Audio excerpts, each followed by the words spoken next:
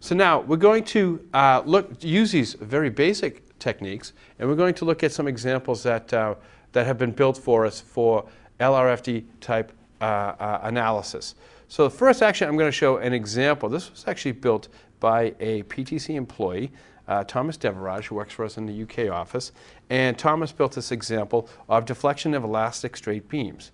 And what we're going to look at here is how he has combined all of these techniques of user interface controls with bitmap graphics, embedded Excel, and we're going to use this. As you can see here, he's going to be pulling extracts from Rourke's formulas for stress and strain. If I simply double click here, what it will do is actually bring me right to the handbook for Rourke's formulas for stress and strain, where I can look at different types of shear moment and slope and deflection formulas, etc. Any examples that I want to, I have readily at my fingertips because of the way Thomas has designed his worksheet.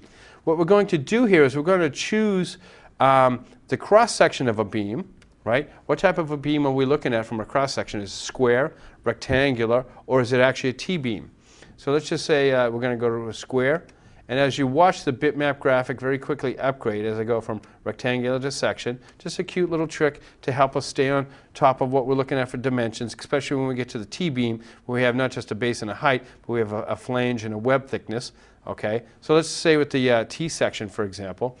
Then what we can continue on down in our selection here, as he's allowed us to do, is that we can actually view the material sources. We're going to be able to select the strength, the modulus of elasticity for the different materials that we're going to be working with. So Thomas has given us user interface controls to choose aluminum, iron, titanium, and we'll just simply look up from that material table that we just showed you, which also comes bundled with Mathcad.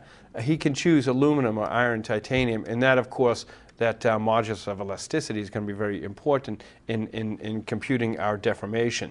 So as we continue down in our example here, so we've chosen the material. Now we can choose the length of the beam. Here we're looking at 10 meter, or 15 meter, 25 meter. And as we do that, you'll see the deflection